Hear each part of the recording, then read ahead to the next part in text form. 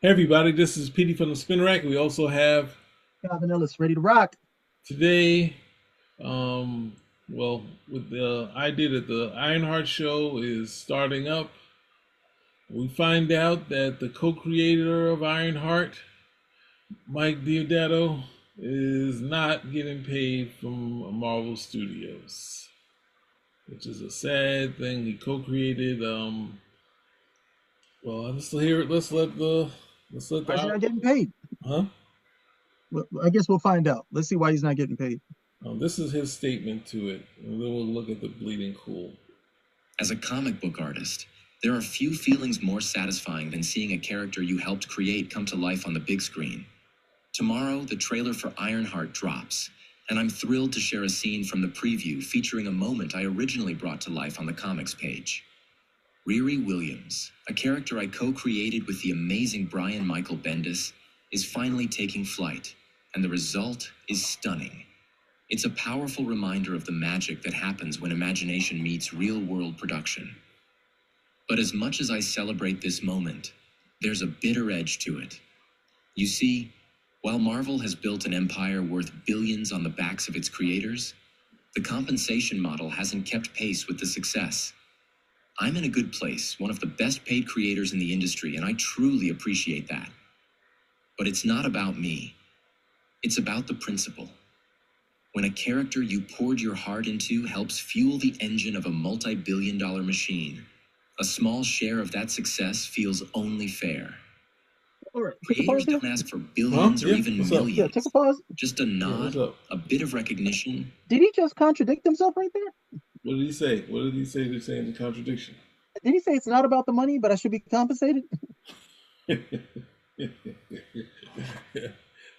You ain't right for that one. I'm A like, if you small want the share money, of you that want the success money. feels only fair. Yeah, you should just say you don't have to. You don't have to. Defend your one for the money. You co-created it. You should get money for it. So, despite your amount of success, that doesn't lead you to. I'm all for people.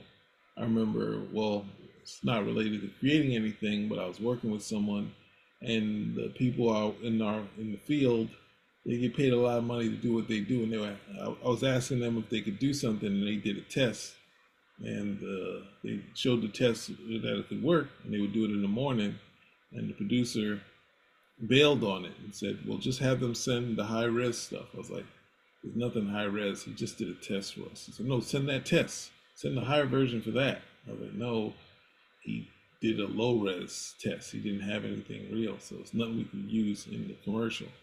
We can't have them, just send us anything or re-up it because we got to pay." I didn't say that to him, but basically that was it. So they kind of bailed on the idea, but it's like when I told people that, they were like, "Well, they make the mill makes a lot of money." And I'm like, who cares if they make a lot of money? If they do the work, you pay them. Not we need payback because they already make a ton of money. But it's I hear you. I definitely hear you. Just state it. Don't we don't need to hear that you're not in it for the money because you should be getting paid.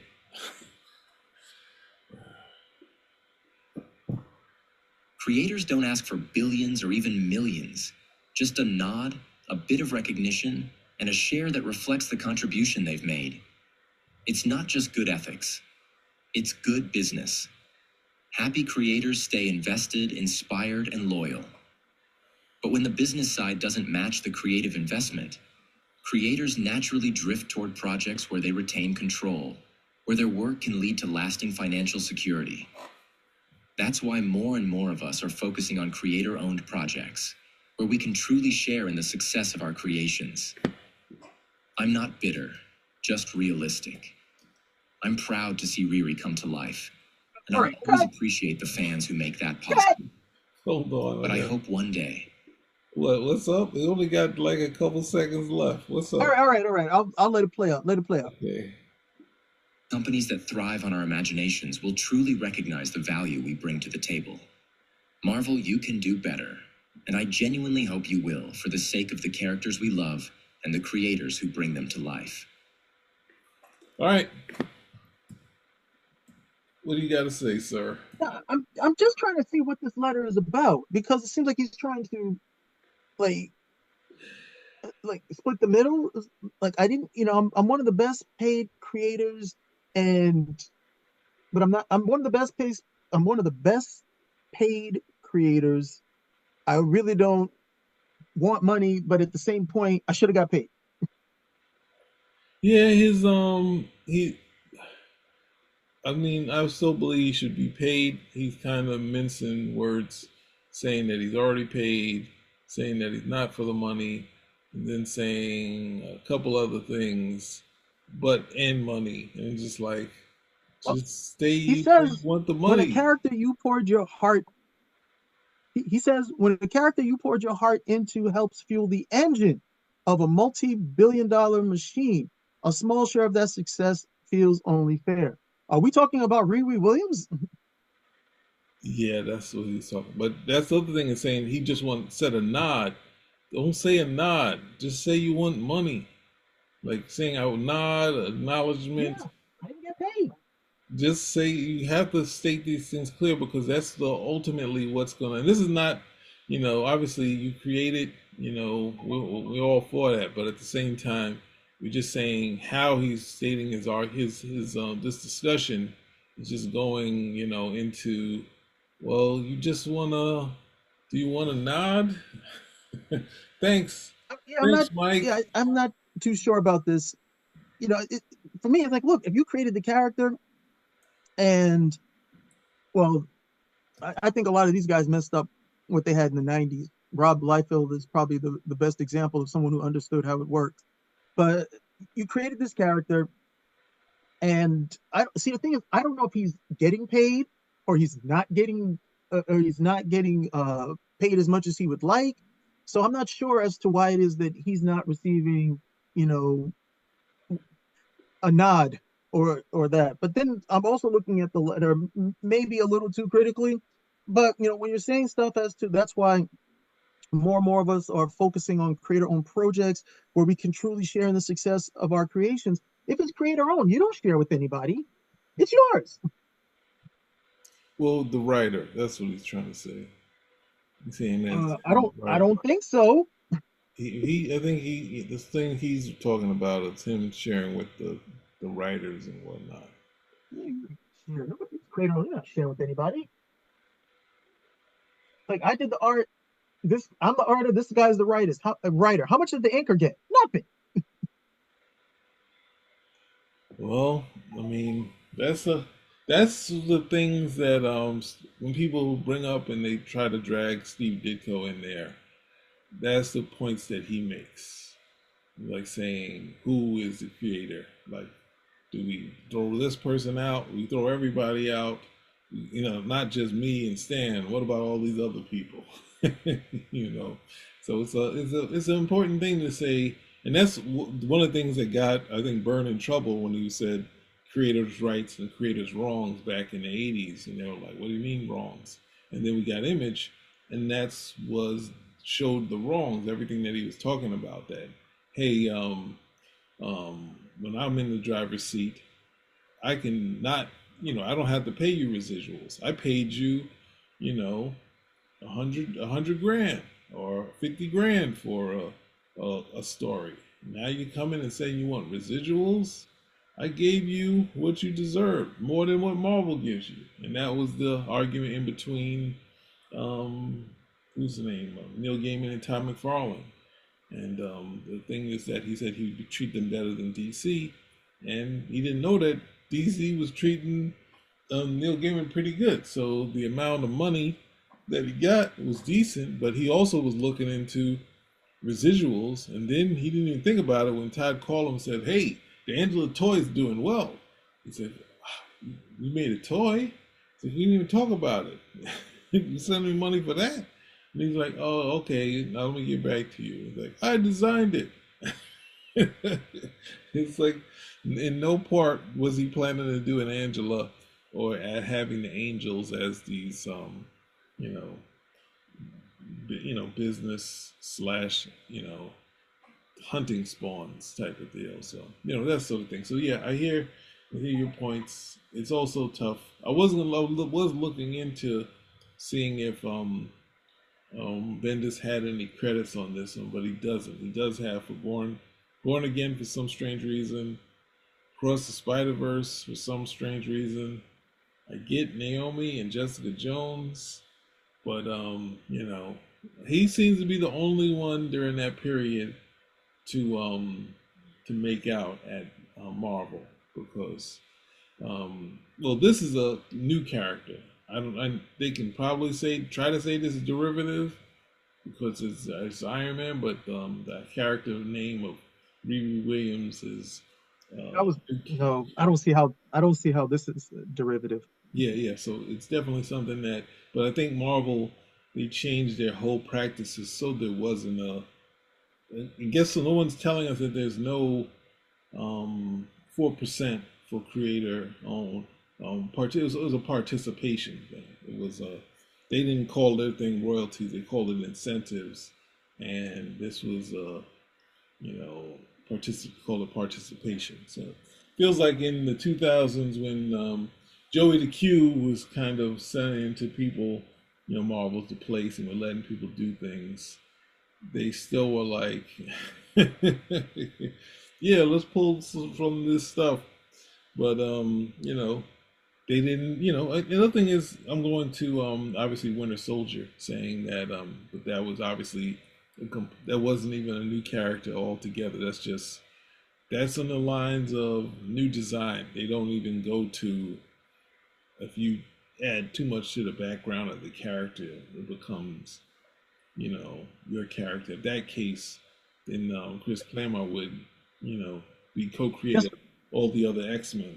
The only one I don't think of any of the originals.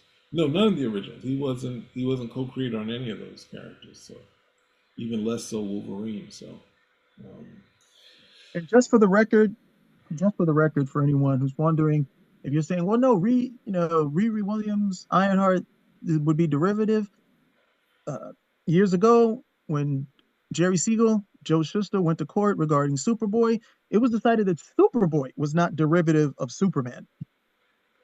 mm, Okay, so let that sink in. So for anybody thinking, no, it's not enough that you have a similar name or even similar outfit. Okay, derivative in terms of legal standing is pretty clear cut. So this would meet the same lines. This is not a derivative character. But then again, the question would be, for me, why is he, not participating? mhm. I mean, I don't. I think the letter could have been written better Yeah, in terms of what it is that he was trying to accomplish or get across to the audience. But I am curious as to why he's not able to participate in with Riri Williams, coming into the show and so on and so forth.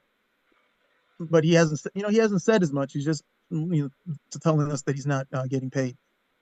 yeah. And I don't know if they're deciding. Well, we gave her braids instead of the haircut she has here, so you're not participating, buddy.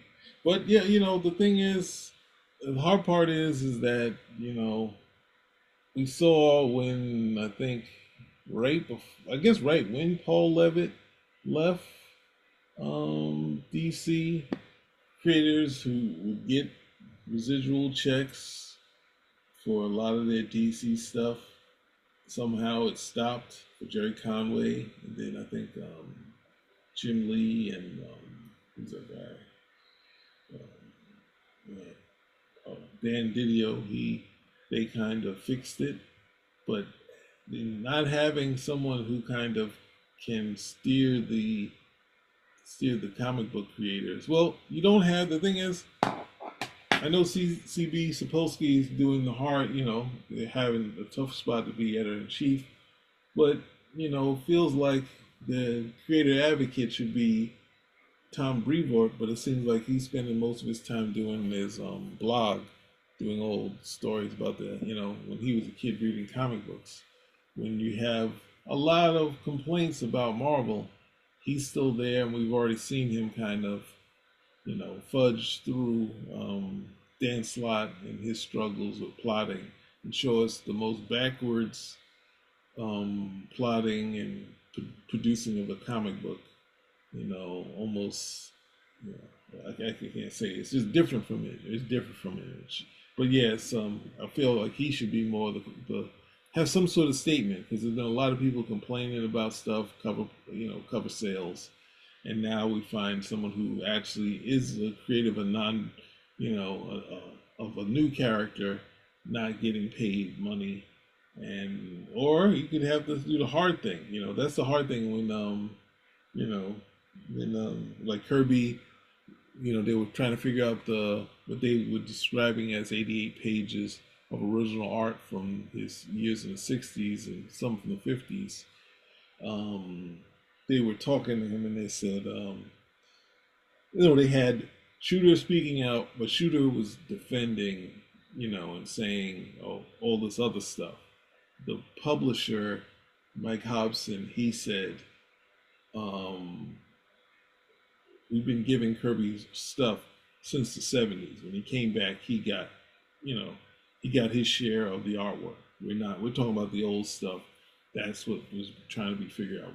He's not had a separate contract when it came to that. We've just been housing this stuff, and now we're trying to figure out how to release it. So it was like those type of things. Someone to come in and say what's going on here, because we're just like under the umbrella that it's Disney. Like we need someone else to say something about this because a lot of people are especially complaining about Marvel. And Joy DeQ was trying to say that hey, Marvel has to work a little harder. DC has got AOL to cover them, and we see now the deals that were made during the Joy DeQ time. I guess was this after Joy DeQ or something like that. 2016. Yeah, I guess it was after him. But some of these creators like Bendis, Mike Deodato has been around since the 90s. But artists and creators that have been around during this time, someone has to say something because we have someone that created this character. She's going to become part of a big TV show.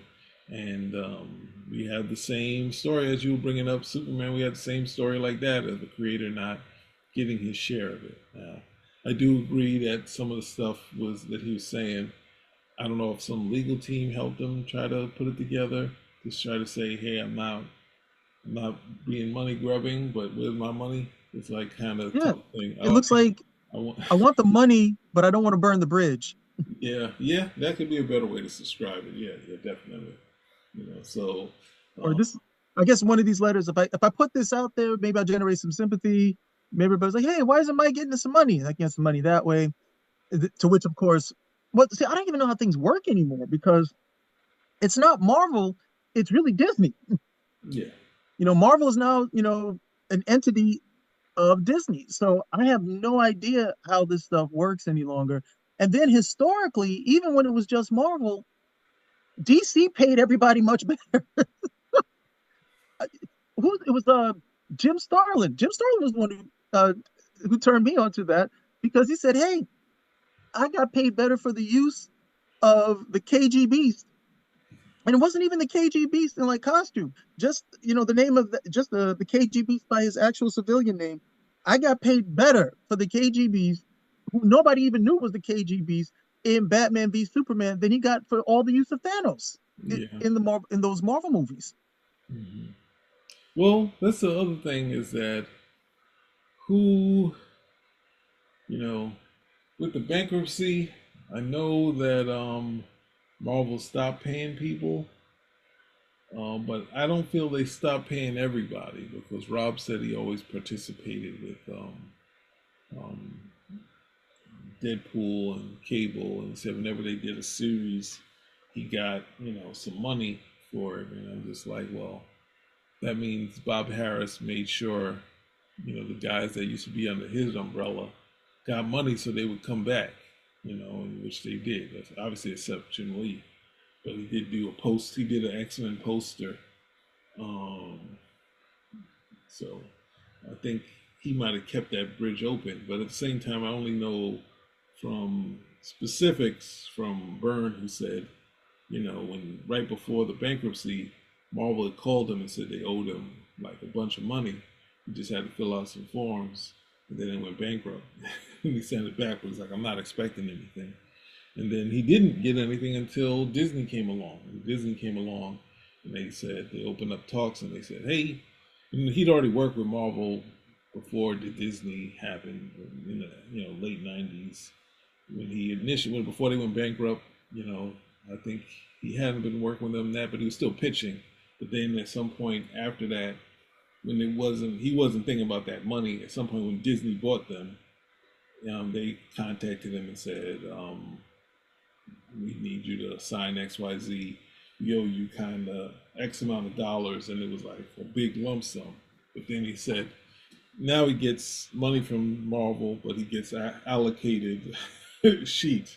You say, like say Kitty Pryde, 5 cents, Sabretooth, 10 cents, like that sort of thing, like allocating the characters he created into, a list of what it is. But since they've already paid the big money, now it's just like a nickel and dime type of thing. But allocating, saying the initial money of all the time that was, we did the stuff, we pay you, and now we're paying you this much amount of stuff. So, but that means to say that these guys are, I get it. The cover prices were lower. Now we have a creator who created the character not getting money.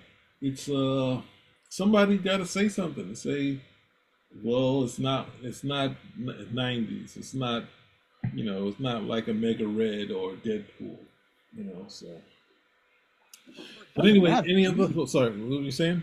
No, it doesn't matter. He's a character. He's supposed to get paid. Yeah, I mean, yeah. that's again. I'm looking at the letter, and he's like, when what is the character that's part of the driving engine of this major machine? I was like, Riri Williams. No, I'm not too sure about that. But the bottom line is, if you have a character, I mean, this was something Tony Isabella was on about that for a long time, where he didn't get paid for Black Lightning. Yeah. I don't think. I mean, yeah. I mean, whatever. I forget exactly the full story, but it was to the point where he didn't get anything for Black Lightning. Uh, there was a whole history behind the whole thing, but he finally got paid when they did the Black Lightning TV series, and of course he was very happy about that. I would not say that Black Lightning is a major DC Comics character. He's a character. He's definitely recognizable, but a major character, I wouldn't say that. However, it doesn't matter if the character is going to be in a movie or a television series. If you're the creator, you should be able to participate, okay, in that character's viability going forward in that form of media. Same as you did in the comic books. So when I look at the letter and everything, it really just seems like, all right, I'm trying to, I am trying to make certain that I make these points, but I'm going to soft pedal this a bit because, who knows? I may want to come back and do some cover work. Yeah. Yeah. It's it's a thing, but at the same time, I don't know. It's tough, and obviously, um, I guess he already knew he wasn't getting paid from the Wakanda Forever movie where she appeared. So, he just waited for when this thing finally got released and then said, whoosh. But yeah, I mean, it's I think the Marvel fix during the 2000 with Joey the Q and everything that came post that part and the Marvel comic movies that happening, it feels like the behind the scenes stuff kind of was rolled back, and because at the same time we hear more DC, like DC would like, all right, we're paying you for a redesign, so here, where Marvel you just had the, get a new, you put a new costume on, we got to get it approved by what's the name? Say you're putting such a new costume. Okay, we are, we're okay with it, or we're iffy on it. We don't want it, or I said no, that sort of thing.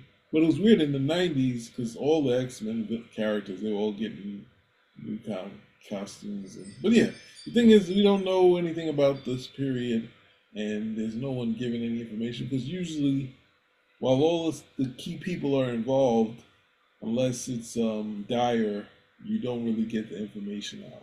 I think to use an example, um, Byrne didn't really explain anything about the struggles at Marvel until I think Shooter was gone. That's all time he kind of addressed it. But if you look in the all before that, while he was working with Shooter, nothing really was addressed in the public. So we're getting stuff now.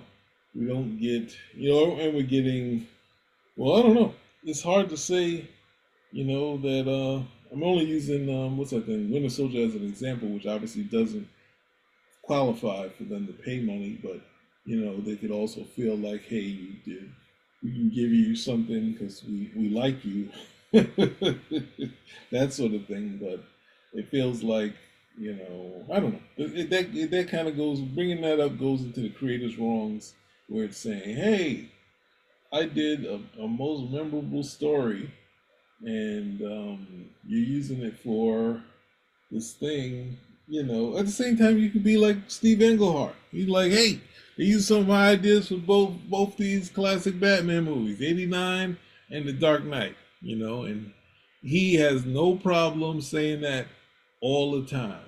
Hey, look, they use my Silver as Vicky Vale, and then they use the subplot of the girlfriend that was from Dark Detective. The whole plot is in there. So, and he's right. It's not the same, but it's close enough.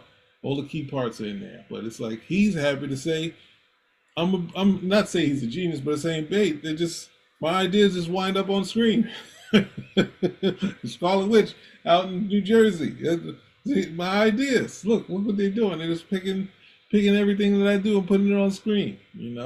Sell the next thing, and that's the thing that you can do with this stuff. But obviously, if you created the characters, you should have a stake in it. But this is a portion that people were worried about with Disney taking over. And in my mind, it's also hard. I'll just go on a side note. I didn't understand why Disney didn't take Marvel way back in the day because, you have a whole bunch of characters and it just feels like we're waiting for it to fail. And then we'll buy them and then we'll do whatever we want. And then once the movies were happening, they were like, all right, this is going to be astronomical. If we don't buy it now, we'll never get these characters.